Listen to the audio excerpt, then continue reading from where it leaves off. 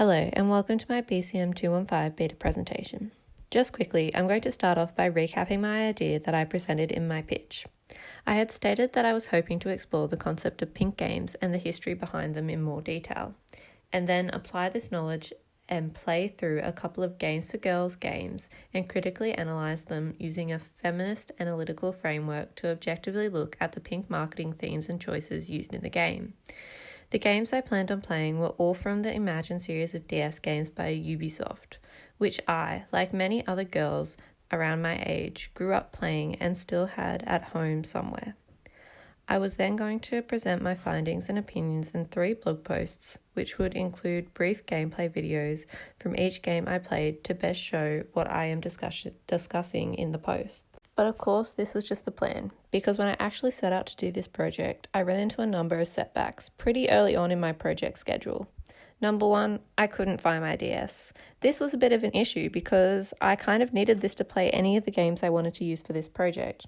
Though I ended up borrowing my boyfriend's DS in the end, I had wasted a week or so trying to find my own.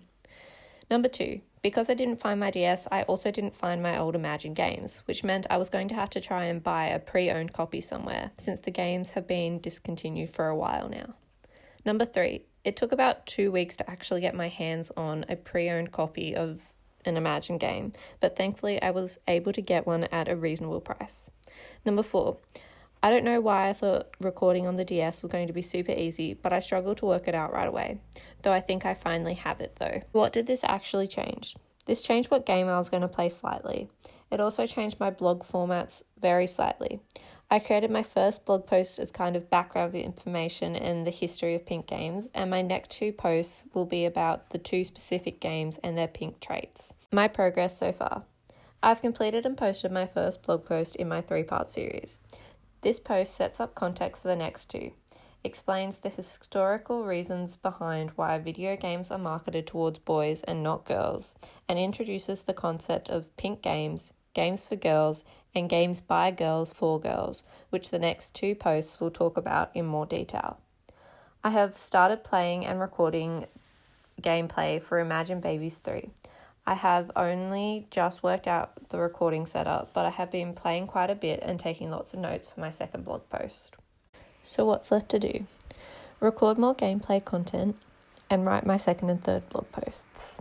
As I mentioned, because of setbacks, my schedule has changed a bit for this project, so I decided to include that here as well. As you can see, it has been adjusted in accordance to my setbacks. And lastly, I wanted to talk about some of the feedback I received from my audience.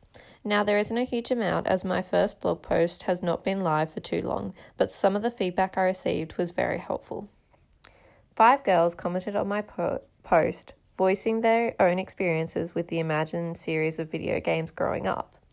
How when they were young, they couldn't see the issue, but now their eyes are more open to how sexist the series of games actually are. From this, I knew that my choice in game was relatable to my audience and that they would be able to reflect on their own experiences with the game in my future blog posts. I also felt that these comments were super engaged and I wanted to keep this kind of engagement going. Another suggested that I use more pink in my layouts and visuals to really emphasize to a viewer on first glance what my blog post is about. I have taken this advice on board, and you will notice that my blog banner for each post are primarily pink.